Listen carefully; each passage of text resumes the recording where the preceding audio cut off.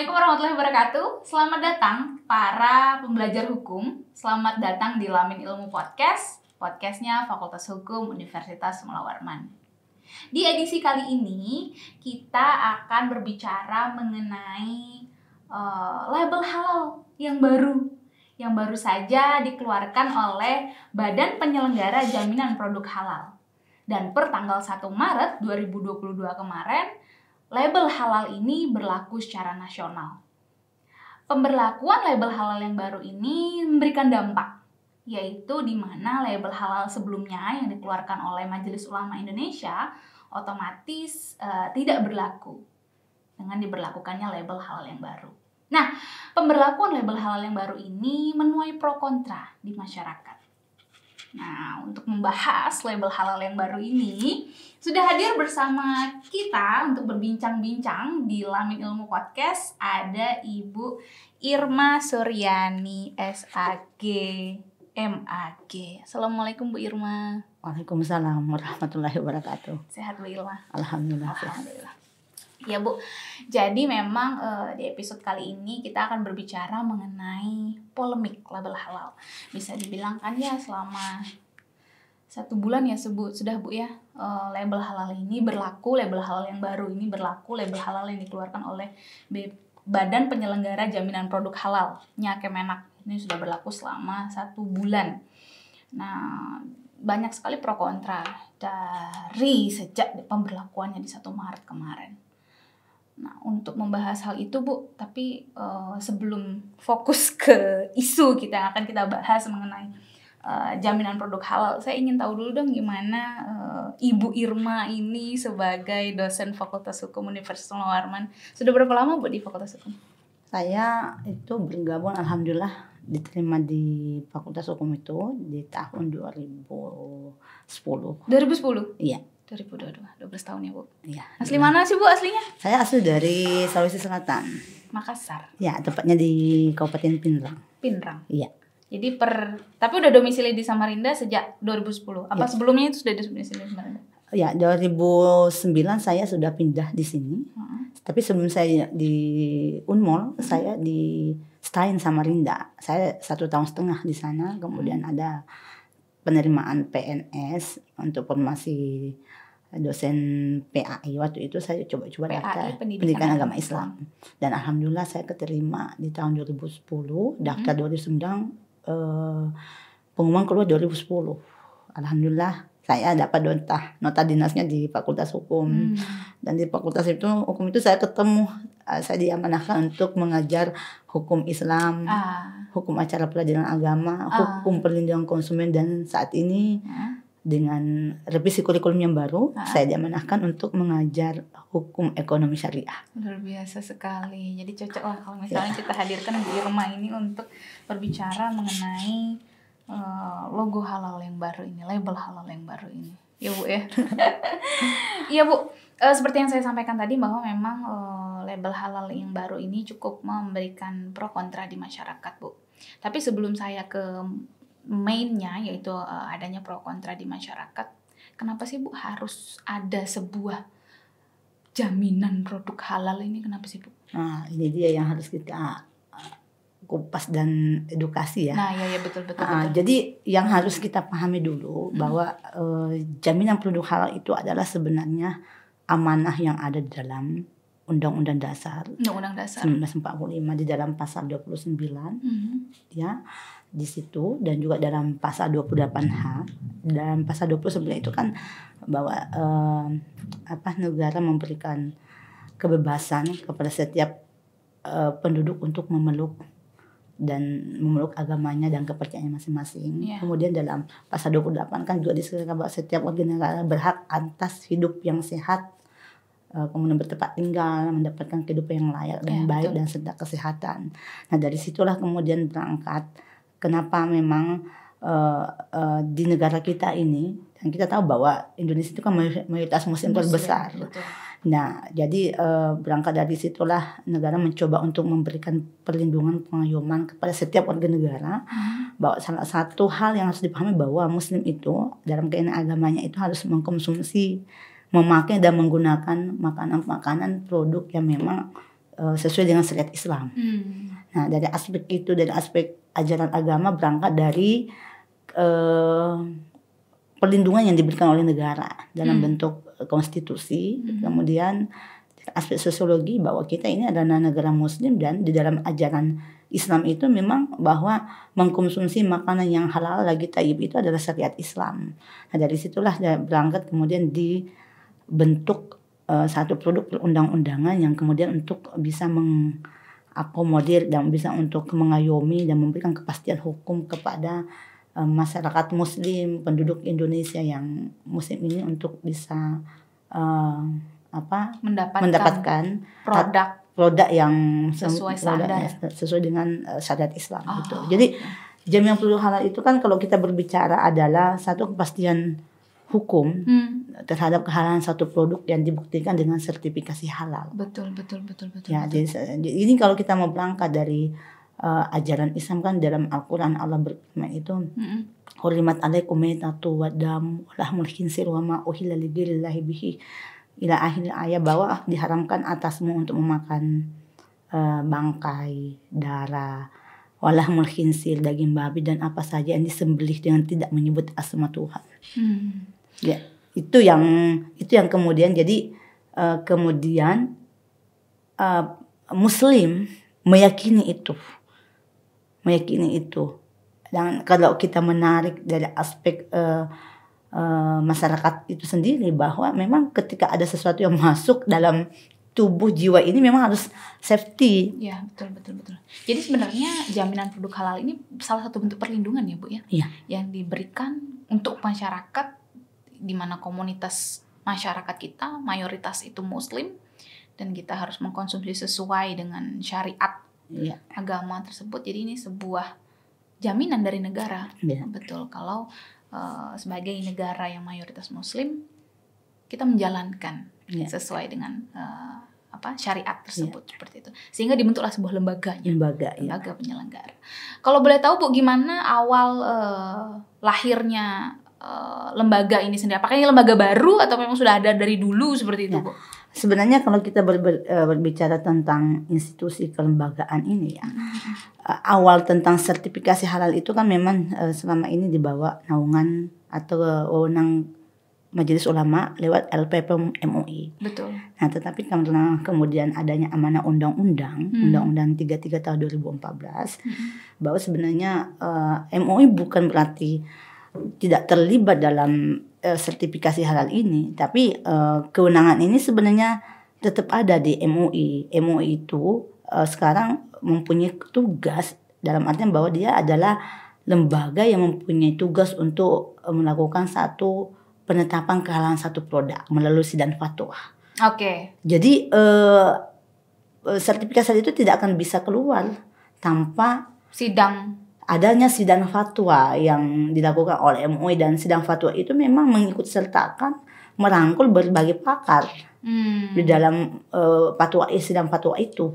Dan kemudian hasil dari sidang fatwa itu nantinya akan direkomendasikan kepada Kemenak, dalam hal ini BPJPH, untuk menerbitkan sertifikasi halal. Jadi kalau misalnya ada anggapan bahwa sertifikasi halal itu bukan MUI yang menangani, bukan itu. Betul. Sebenarnya sertifikasi halal berdasarkan amanah undang-undang ini ada tiga institusi yang terlibat, yaitu satu MUI, BPJPH dengan LPH.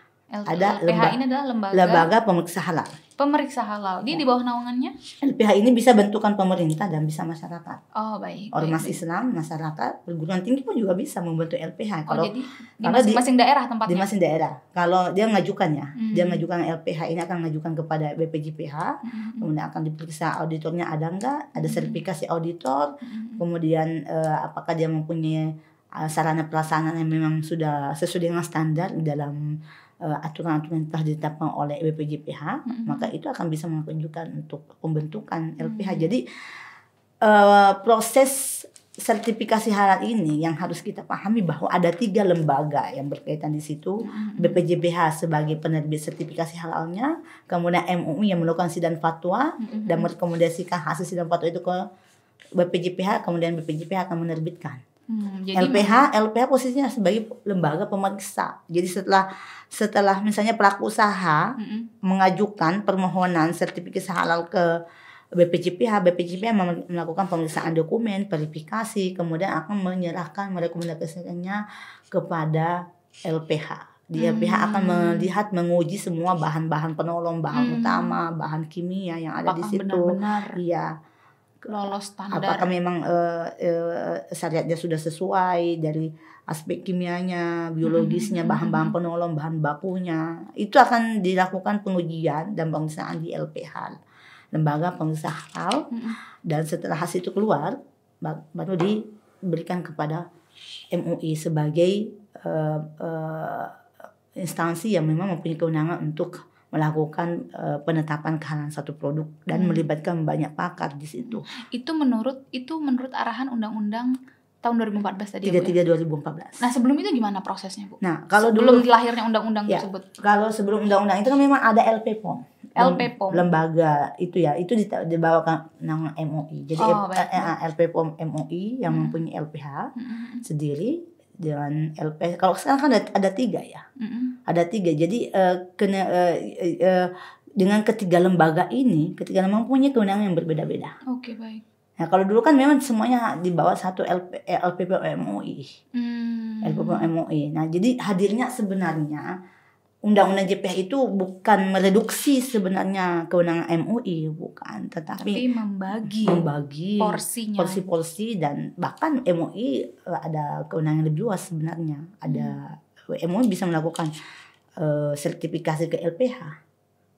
Gimana maksudnya? Sertifikasi ya melakukan pemeriksaan apakah LPH ini memang sesuai dengan standar. Oh, jadi yang menyeleksi LPH ini sendiri ya MUI begitu ya, Bu ya? Proses pemberkasan, verifikasi itu LPH, BPJPH. Tapi untuk pemeriksaan dari aspek sertifikasinya, kemudian ada sertifikasi dan auditor, kan ada auditor ya. Auditor di LPH itu juga dilakukan oleh MUI seperti itu. Jadi sebenarnya dengan lahirnya regulasi yang baru ini justru memperjelas duduk masing-masing lembaga. Artinya lembaga-lembaga ini harus bersinergi dalam menetapkan standar produk halal seperti itu ya. Tidak dititik beratkan lagi kepada lembaga tertentu seperti itu. Kalau dulu kan memang LPPOM MUI ya. Sekarang dengan hadirnya undang-undang ini mempunyai kewenangan dan tugas yang saling bersinergis kalau menurut saya, bukan terpisah gitu. Tapi mereka bersinergis karena sertifikasi ini tidak akan bisa jalan kalau hanya satu lembaga. Jadi ada 3 lembaga di situ, ada MUI, LPH, MUI. Jadi MUI itu punya LPH yang dulu LPPOM, sekarang menjadi LPH MUI. Jadi inilah pusat lembaga pemeriksa halal. Ya, kalau dulu ya LPPOM ya. LPPOM ya. Dia menjadi LPH MUI dan ada LPH lain yang bentukan dari perguruan tinggi, ormas Islam. Itu boleh. Jadi ketiga lembaga inilah yang mempunyai kewenangan di dalam proses terbitnya atau proses lahirnya satu produk yang memang mempunyai akan berhak untuk mendapatkan sertifikasi halal. Iya Bu. Oke Bu, menarik apa yang Bu sampaikan, bahwa sebenarnya lahirnya Undang-Undang 2014 ini justru lebih membagi porsi dari masing-masing lembaga seperti itu. Nah, masalahnya Bu yang jadi polemik sekarang kan tahu-tahu label diganti. Kita sudah berpuluh-puluh tahun. Saya nggak tahu pastinya tanggal berapa Bu label yang warna hijau dulu itu Bu. Itu sih sudah lama ya. Udah lama gitu ya. Jadi itu sebenarnya sudah pakem ya. Iya betul. Sudah pakem. Jadi kita kalau ngelihat merek gitu kan, nggak pusing kita nyari mana label halal, kan langsung hijau gitu kelihatan. Nah kan itu juga sebenarnya menjadi polemik di masyarakat. Masyarakat sudah terbiasa seperti itu melihat yang kalau mau lihat label halal ini sudah terstandar atau belum, ya cukup dilihat yang itu. Terus sekarang tahu-tahu diganti. Kan tentu masyarakat perlu perlu pembiasaan lagi melihat hal tersebut. Nah Ibu melihat ini kira-kira urgensinya kenapa label standar ini diganti, kira-kira apa menurut pandangan Ibu? Nah inilah sebenarnya akibat daripada amanah Undang-Undang 33 tahun 2014. Karena memang kewenangan ini untuk label halal itu memang kewenangan BPJPH yang untuk berlaku secara nasional. Tapi kemudian memang kenapa kemudian saya sih ya bahwa sebenarnya ini tidak sangat substansif ya. Persoalannya gini, artinya begini, bahwa sebenarnya pakem label itu apa sih? Label itu apa Simbol sih? ya. Label itu kan kalau kita merujuk kepada peraturan pemerintah 69 tahun 1999 tentang pelabelan. Ya. Pelabelan itu bahwa label itu kan sebenarnya keterangan terhadap produk pangan yang bisa berbentuk gambar, kombinasi, tapi memang itu label itu kan secara substansi adalah memberikan informasi. Betul. Memberikan kejelasan informasi, mudah dibaca, memudahkan oleh masyarakat dan representatif terhadap produk-produk itu. Ada peringatan, ada edukasi, ada informasi yang diberikan oleh label itu dari label itu kepada konsumen atau kepada masyarakat. Ya, jadi itu sebenarnya label atau label. Nah, selama ini kan memang ini sudah ada pakemnya ya. Kalau saya tuh melihatnya ini sudah ada pakem dengan kebiasaan. Ya, dan masyarakat sangat mudah mengenali itu ketika misalnya membeli produk, di situ ada langsung logo, ada label, ada logo, itu tahu ini sudah punya logo, berarti ini sudah punya sertifikasi nih karena sudah ada logo yang ada di dalam kemasan itu. Nah, kemudian saya pikir kalau dengan mengubah itu ya memang butuh waktu untuk sosialisasi dan edukasi. Padahal ada hal-hal yang sangat substansi yang kemudian harus dilakukan oleh BPJPH. Misalnya sudah adakah pembentukan BPJPH di perpanjangan tangan di daerah? Karena itu amanah undang-undang. Di undang-undang mengatur bahwa dalam hal diperlukan maka BPJPH bisa membentuk perpanjangan tangan di daerah. Nah sekarang kan kita melihat bahwa bagaimana sih daerah itu para pelaku-pelaku usaha ini kan butuh ya. Jadi sertifikasi halal itu, jaminan produk halal itu kan berbicara tentang keamanan, kenyamanan, keselamatan dalam mengkonsumsi barang yang sesuai dengan syariat Islam. Kemudian selain itu JPH ini kan tujuannya adalah bagaimana menambah daya beli masyarakat. Jadi karena masyarakat nyaman. Iya, jadi ketika ini sudah kita ya kalau ada satu produk tapi tidak ada logo halal, kita kan jadi was-was ini. Ragu. Karena ini apalagi kalau memang makanan itu atau produk itu misalnya dari luar negeri. Kemudian bahan olahan pangan. Betul. Ya kan? Kalau siap saji kan kita bisa lihat sendiri kan. Ya, tapi kalau misalnya ada bahan pengawet, ada bahan kimiawi, ada bahan biologis di dalamnya, kita was-was karena ini akan masuk ke dalam tubuh. Padahal memang syariat Islam mengatakan Ulu mimma fil ardi halalan thayyiban. Halal lagi thayyib. Belum tentu thayyib. Jadi halal kalau sudah halal pasti thayyib. Ya kan? Nah, olehnya itu kemudian ini tujuan tadi itu ya, tujuan sertifikasi itu seperti itu. Jadi mengangkat. Jadi ketika misalnya pelaku usaha di daerah ya kan dengan ada macam-macam produk nih yang diproduksi, macam ada misalnya makan olahan yang frozen food, ya kan jamu-jamuan, misalnya makanan, nah itu industri rumah tangga yang diproduksi dalam skala kecil untuk UMKM itu kan di sini kan dia perlu juga yang namanya kepastian hukum untuk produk itu biar nilai jualnya itu juga bisa berkompetisi di market. Tapi ketika misalnya mereka hendak melakukan sertifikasi halal, ya kan? Nah, itu selama ini ke pusat kah, Bu? Nah, itu dia karena kan selama ini kan LPPOM MUI yang melakukan. Oh, iya. MUI kan ada daerah. Iya. Sedangkan sekarang harus.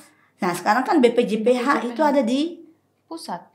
Nah, saya nggak tahu kalau memang di amanah undang-undang itu bahwa BPJPH bisa membentuk BPJPH di daerah. Nah, itu seharusnya harus dilihat apakah sudah ada perpanjangan tangan BPJPH di daerah supaya nanti karena ini persoalannya kita ini kan undang-undang ini bukan lagi undang-undang yang sifatnya volunteria, tapi ini adalah mandatori. Sejak tahun 2019 undang-undang kan disahkan tahun 2014. 5 tahun sampai 2019 Oktober 2019 itu kan sifatnya masih volunteria, artinya sukarela ya. Pengusaha mau tidak pelaku usaha penghimbawan ya sifatnya sukarela, bukan mandatori, bukan yang sesuatu yang wajib hukumnya. Nah, disinilah sebenarnya ketika masyarakat hendak melakukan itu, ya kan? Karena kan dalam undang-undang itu kan juga berbicara dalam pasal 4, setiap produk yang beredar dalam negeri wajib bersertifikasi halal. Iya. Wajib. Setiap produk yang beredar dan diperdagangkan wajib bersertifikasi. Artinya memang bahwa ya keberadaan BPJP daerah itu mesti ada. Dan posisi saat ini? Nah, posisi saat ini saya nggak tahu ya, apakah itu langsung ke pusat ataukah kalau dulu kan ada LPP MUI di masing-masing daerah. Ya, nah, atau kan ya bisa aja kalau kita melihat proses mekanisme pengajuannya ya, di secara online ada aplikasinya.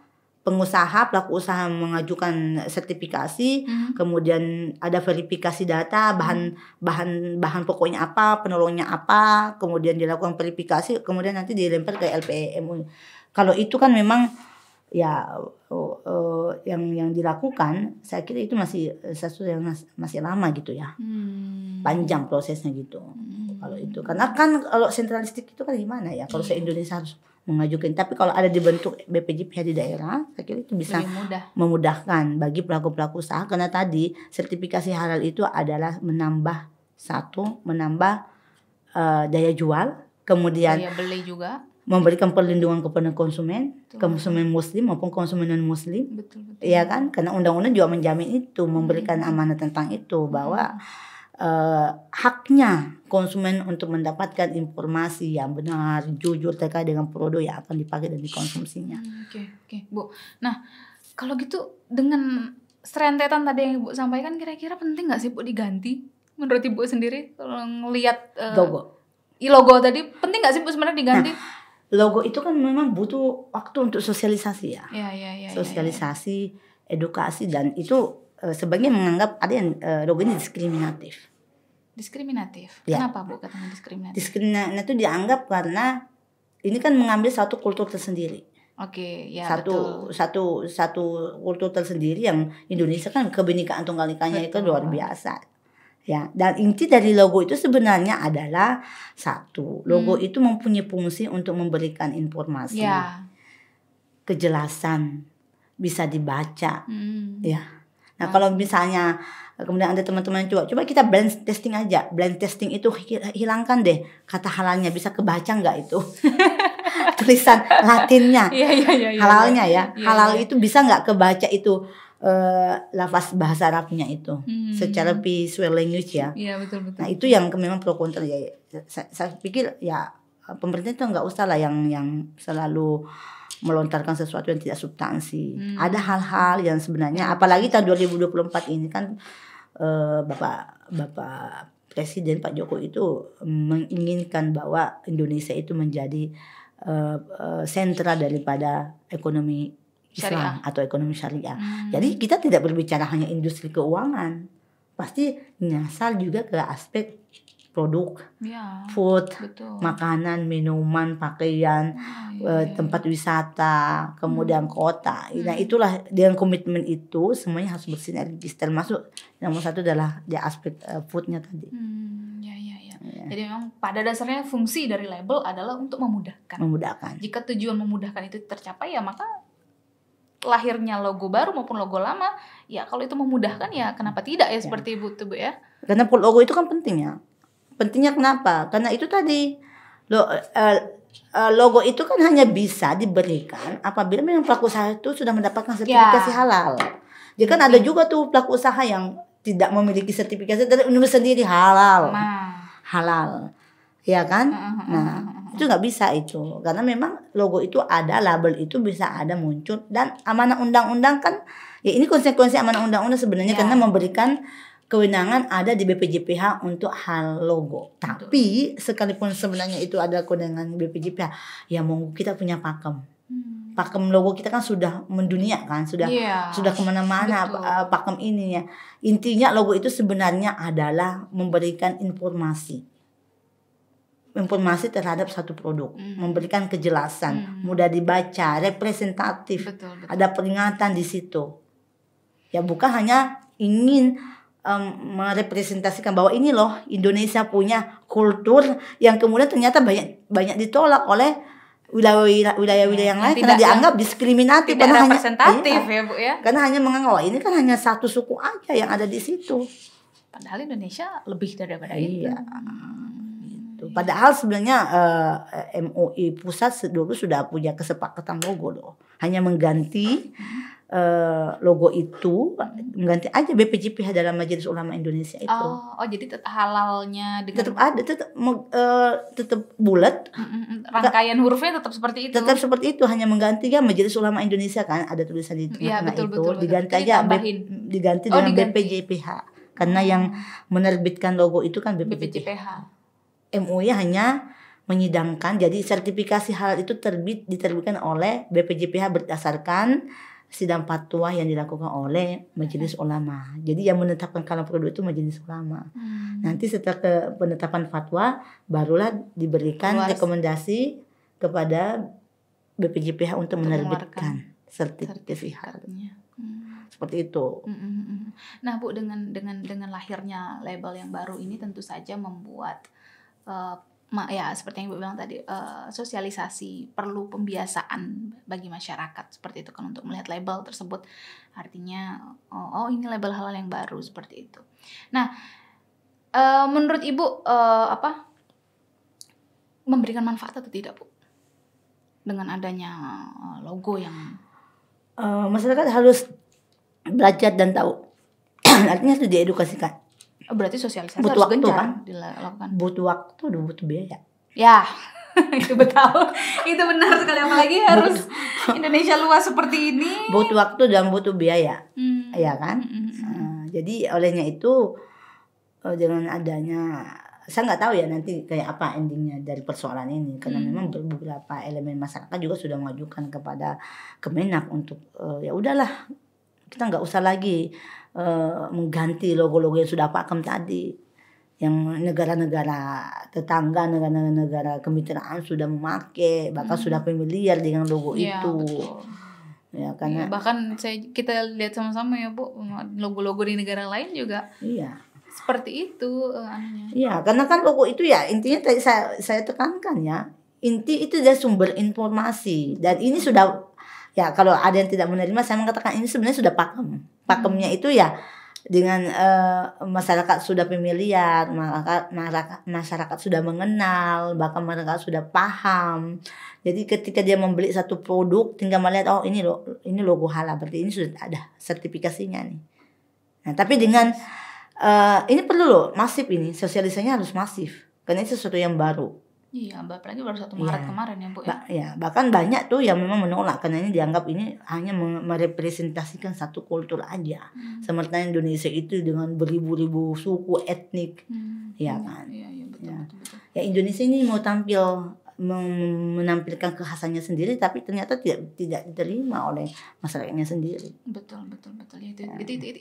Itu yang sebenarnya menjadi polemik saat ini ya Bu. Tapi ketika kita kembali lagi, memang pada dasarnya fungsi dari sebuah label adalah mudah untuk dikenali. Ya, mudah dibaca, mudah dikenali seperti itu. Oke, Bu. Seperti yang kita lihat respon dari masyarakat pro kontra Bu.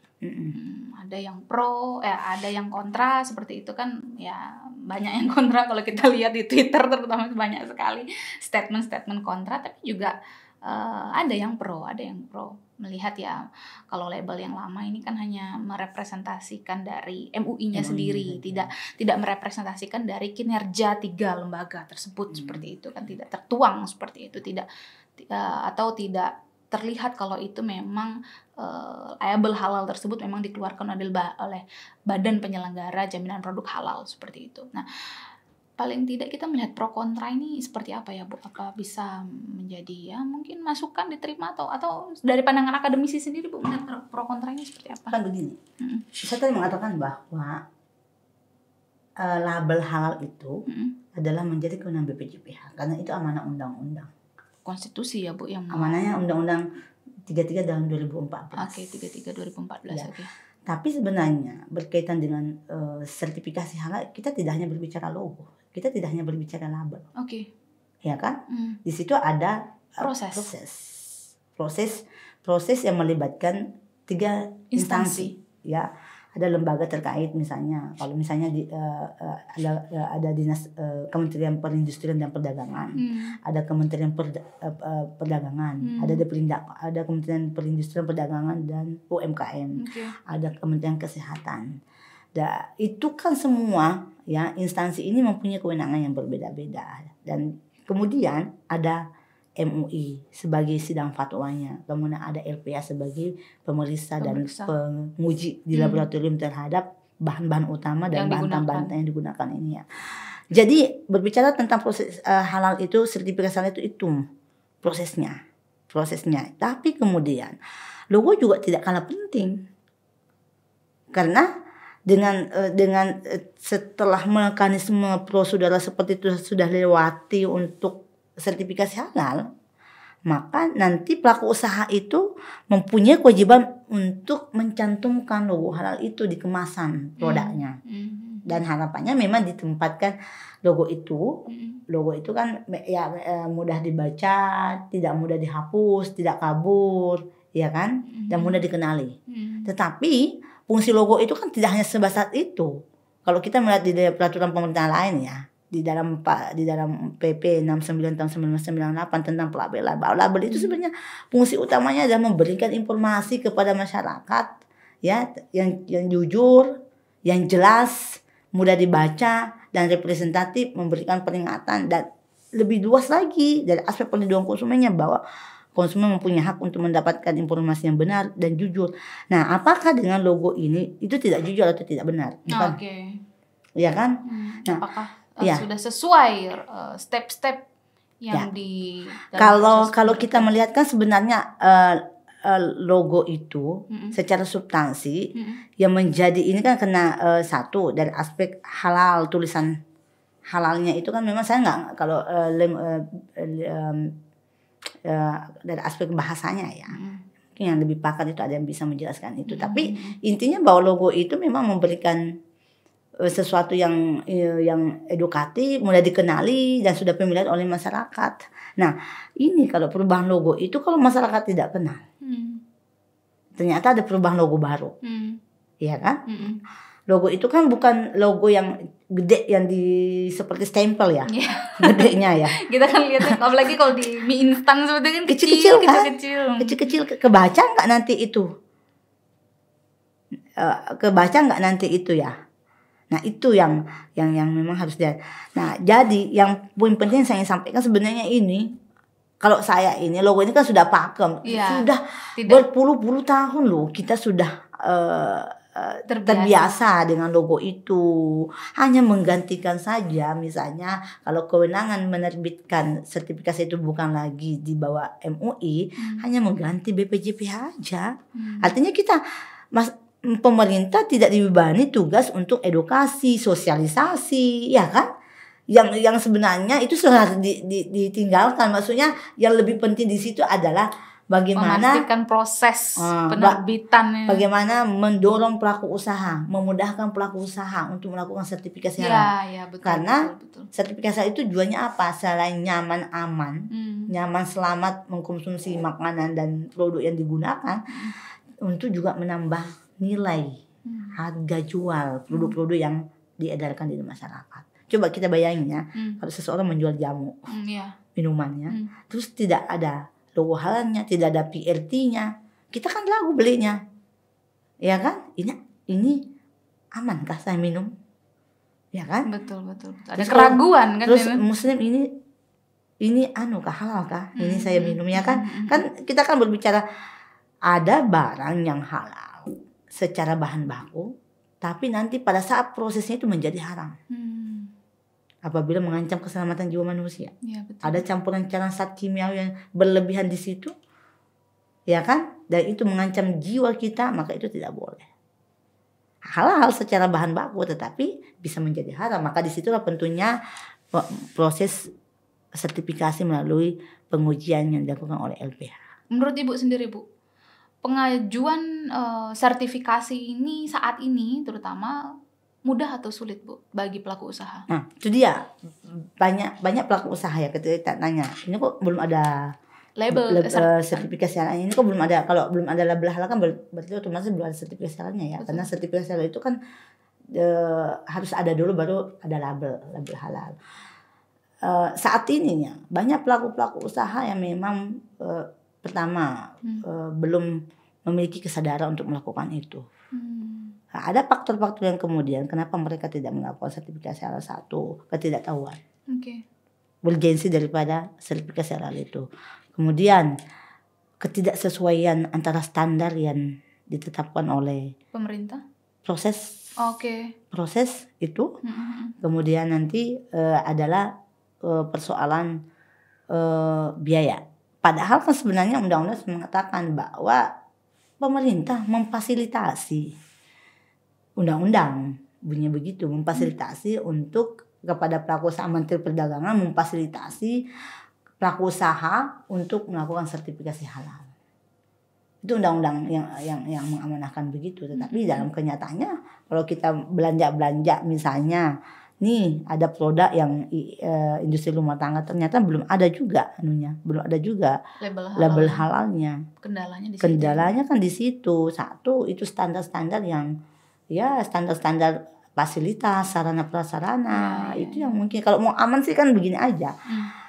Ya udahlah, kalau bahan baku, bahan penolong ya kita pakai bahan-bahan yang memang sudah bersertifikasi halal. Misalnya tepunya, ya beli tepung yang sudah bersertifikasi halal, ya kan? Tapi persoalan kemudian kan tidak hanya berbicara tentang bahan pokok tadi atau bahan baku itu, ada proses bagaimana penyimpanan, bagaimana proses pengemasan, penyajian, itu punya standar. Nah itulah kemudian memang belum dimiliki saat ini oleh para pelaku usaha kita.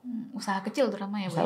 Usaha kecil rumah tangga seperti itu. Padahal sebenarnya sertifikasi halal itu juga tadi mendongkrak nilai jual beli kepada masyarakat. Sosialisasi gitu Bu. Nah, nggak, Ibu? Kalau kami sih ya di kampus kami sudah baru sebatas sampai kepada misalnya kerjasama dengan MUI dengan di bidang Komisi Pemberdayaan Ekonomi Umat kemarin kita lakukan dengan mengumpulkan pelaku usaha. Tapi ada di Samarinda melakukan pelaku usaha. Tapi memang banyak persoalan yang ada di situ. Bukan hanya sertifikasi halal, tapi bagaimana mereka bisa berkompetisi dari aspek pemasaran, ya kan, packaging, kemasan, belum lagi harus ada izin edar dari BP POM. Ya, betul. Ini kan beda. BP POM belum ada sertifikasi halal dari MUI, dari BPJPH. Jadi itu yang kemudian pelaku usaha itu mungkin dari aspek waktu ya. Waktu kan biasanya kan pelaku usaha mikro ini kan maunya yang aman aja, udah bikin produk langsung jual. Gak ada embel-embel macam ini itu ya. Yang penting balik modal, cepat modal. Iya. Jangka panjangnya mungkin belum sampai ke sana seperti itu Bu ya. Jadi memang penting ya Bu jadinya sosialisasi, terutama bagaimana kalau sebenarnya ngurusin sertifikasi ya Bu namanya, standarisasi, sertifikasi halal, perizinan itu ya sebenarnya memberikan dampak positif bagi produk yang mereka. Apalagi kalau kita ya nanti kalau Kalimantan Timur kan IKN, otomatis kan menyorot. Jadi pemusatan pembangunan IKN itu akan banyak melibatkan pihak. Betul. Ya di situ kan ada buah tangan. Kesempatan ya Bu ya. Iya, ada buah tangan. Otomatis kan mencerdaskan konsumen itu sudah saat ini mereka sudah teredukasi, mencerdaskan. Jadi dengan kesadaran konsumen maka mereka akan ingin haknya itu terpenuhi. Betul. Ya, haknya mendapatkan makanan barang yang aman, nyaman, selamat. Aman nyaman selamat itu kalau sudah ada izin edar dari BP POM, bagian musim ada sertifikasi halal. Jadi sertifikasi halal itu sebenarnya undang-undang ini itu membicarakan bahwa produk yang beredar di Indonesia itu hanya 2, makanan yang halal dan tidak halal. Jadi makanan yang bahannya dikecualikan kalau yang dari haram. Itu dikecualikan dari sertifikasi halal. Tapi harus ada label tidak halal. Oh, ada label tidak halal. Ada label itu amanah PP-nya, PP 31 2000. Faktanya? Nah, itu belum. Karena saya juga ternyata emang ada. Tapi di Malaysia loh. kalau kita beli sepatu ya, kalau bahannya tidak halal ya tidak halal di situ. Jadi konsumen tahu oh ini tidak halal, nggak bisa saya pakai.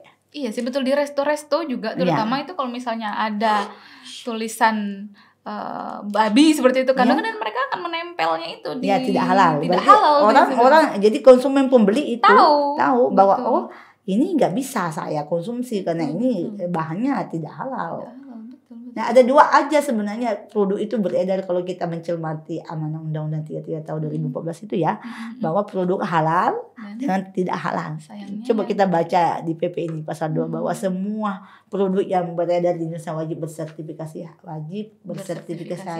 Sertifikasi halal itu dikecualikan terhadap bahan yang haram. Tapi wajib mencantumkan label tidak halal di dalamnya. Nah itu yang saya belum sekarang kan banyak kan produk-produk yang tidak ada. Ya, bisa nggak kita mengatakan itu tidak halal? Nah betul. itu dia Bu.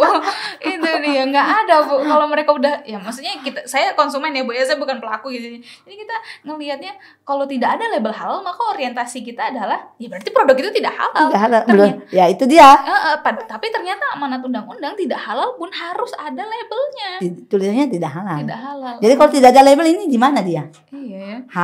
Halal atau tidak halal? jadi inilah. Nah kalau dalam bahasa agama itu subhat. Subhat itu apa? Jadi inna halala bayyinun wa inna haraman bayyinun. Halal itu jelas. Oke. Haram itu jelas. Wa ma waqafis subhati wa kafil haram. Siapa yang jatuh di antara tidak halal dan tidak haram.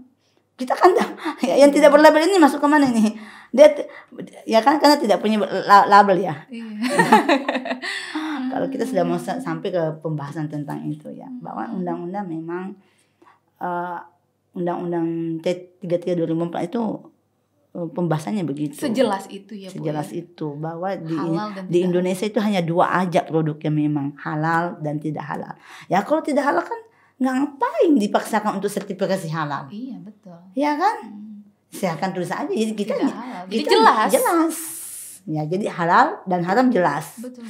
Nah apa yang terjadi antara itu subhat. Subhat itu kan abu-abu ya. Warnanya sama dengan jilbabnya Mbak Gisel dan abu-abu. Abu-abu tidak jelas antara hitam dan putih ya. Itu antara halal dengan tidak halal seperti itu. Luar biasa sekali, luar biasa. Iya, jadi memang itu ya perjuangan panjang sih. Karena umat Islam sendiri, konsumen muslim sendiri belum sepenuhnya memahami persoalan ini. Tidak memahami bagaimana pentingnya sebenarnya pelabelan itu sendiri, fungsinya untuk apa ya Bu? Dan kalau saya sih ya peran pemerintah yang harus besar di sini. Ya, karena siapa sih pelaku usaha itu kan pasti mau usahanya itu laris, terjual, dapat keuntungan. Ya kan, tapi ya tolong ya dibantu juga dari aspek sertifikasinya seperti apa. Mungkin nggak sih Bu kira-kira izin satu pintu BPOM langsung dengan. Nah itu dia, karena BPOM beda. Iya itu dia. BPOM itu kan hanya berbicara tentang kualitas, manfaat dan mutu. Betul. Mutu, ya kan? Baru keluarlah izin BPOM untuk izin edar. Tapi kalau sertifikasi halal di situ ada itu tadi. Untuk melihat bahan ini sudah halal untuk dikonsumsi umat Islam. Gitu. Menarik sekali Bu. Closing statement Bu, kira-kira apa yang ingin Ibu sampaikan ke para pembelajar hukum terutama mengenai pro kontra ini? Walaupun sebenarnya dari bicara kita dari tadi sebenarnya sudah terlihat seperti itu, tapi dari Ibu sendiri apa yang Ibu ingin Ibu sebagai closing statement? Memang topik ini memang cukup menyita perhatian banyak publik. Betul. Terutama di dunia media online. Karena pasti pro kontra itu ada. Yes. Ya. Tapi kemudian jangan juga kita menutup diri untuk tidak melakukan sesuatu yang ternyata itu bermanfaat buat masyarakat. Artinya kan logo label halal itu ya sudah diterima, sudah familiar oleh masyarakat. Ada hal-hal yang lebih substansi yang harus kita kerjakan untuk mendorong bersama-sama, mensupport nih pemerintah untuk mewujudkan Indonesia itu sebagai wilayah negara yang menjadi center daripada produk halal. Ya, olehnya itu saya bahwasanya ini penting. Satu, berkaitan dengan hak kita sebagai muslim, hak kita sebagai warga negara Indonesia, ya kan, dan berkaitan secara bahwa tubuh kita ini adalah milik kita, jangan sampai harus dijaga ya Bu. Dijaga. Apa yang masuk? Iya. Ketika sudah terkontaminasi sesuatu yang memang bisa ada indikasi untuk menyebabkan sesuatu yang berdampak bagi kesehatan, itu memang perlu, karena memang agama juga mengatakan hifsun nafs, menjaga jiwa. Itu penting, jangan sampai jiwa kita ini ada bahan-bahan yang kemudian bisa membuat satu kerusakan, maka itu memang harus kita antisipasi. Jadi jaminan produk halal itu saya kira perlu kita selalu edukasikan kepada masyarakat, terutama nih konsumen muslim, jangan mau membeli barang, apalagi kalau produk-produk impor tanpa ada label. Oh, itu banyak banget Bu sekarang. Itu sudah. Jadi harus dicerdas,kan. Yang meningkatkan pemahaman konsumen muslim itu penting. Betul. Menjaga apa yang masuk ya Bu ya. Jangan hanya produk impor sekarang lagi viral, lagi ngetren, happening, lagi ngetren, terus kita juga ikut-ikutan tanpa melihat bahwa sebenarnya ini ya tidak boleh, karena memang satu, kita ini tubuh kita milik kita. Yang harus cuman satu aja. Ya. Kalau rusak bagaimana cara anunya? Wah, luar biasa sekali. Terima kasih banyak Bu Irma Suryani SAG MAG. Luar biasa sekali, banyak sekali pencerahan yang bisa kita dapatkan, terutama saya, teman-teman pembelajar hukum, bahwa memang pada dasarnya logo itu ya tujuan untuk memudahkan. Terlepas dari diperbaharui atau tidak, yang penting tujuannya itu tersampaikan untuk memudahkan masyarakat untuk melihat produk tersebut layak atau tidak dikonsumsi. Tapi yang paling dibalik halal, betul. Ya. Produk tersebut harus halal masuk ke dalam tubuh kita. Tapi dibalik itu semua ada nilai substansi yang sebenarnya jauh lebih penting ya Bu ya. Ya. Prosesnya. Ya. Kemudahan bagi para pelaku usaha untuk mendaftarkan usahanya agar bersertifikasi dan berlabel tersebut halal supaya mendapatkan nilai tambah tadi juga ya. Betul ya. Dan apalagi generasi muda, mahasiswa seperti itu, jangan mudah terbawa. Betul. Jangan mudah terbawa konsumsi barang impor yang tidak jelas. Betul. Bagaimana bahan bakunya, bagaimana proses pengolahannya, karena tidak ada sertifikasi tadi ya Bu. Ya. Jangan mau gaul kalau cuma lagi dalam syariat Islam itu kan ada halal, bahan pokoknya halal tapi bisa menjadi haram kalau tidak disembelih dengan menyebut asma Allah. Betul. Itu gimana itu? Betul. Iya Bu, betul sekali. Prosesnya juga banyak untuk menghadirkan produk halal. Terima kasih banyak Bu Irma. Semoga sama-sama apa yang kita diskusikan saat ini memberikan manfaat tidak hanya bagi kita tapi juga bagi para pembelajar hukum. Ya, itu tadi teman-teman pembelajar hukum, diskusi kita hari ini mengenai polemik label halal, menyikapi pro kontra dalam masyarakat bersama Ibu Irma Suryani SAG MAG. Semoga apa yang kita diskusikan hari ini memberikan tambahan wawasan baru bagi teman-teman pembelajar hukum sekalian. Dan akhir kata saya ucapkan terima kasih. Assalamualaikum warahmatullahi wabarakatuh. Waalaikumsalam. Terima kasih banyak ya.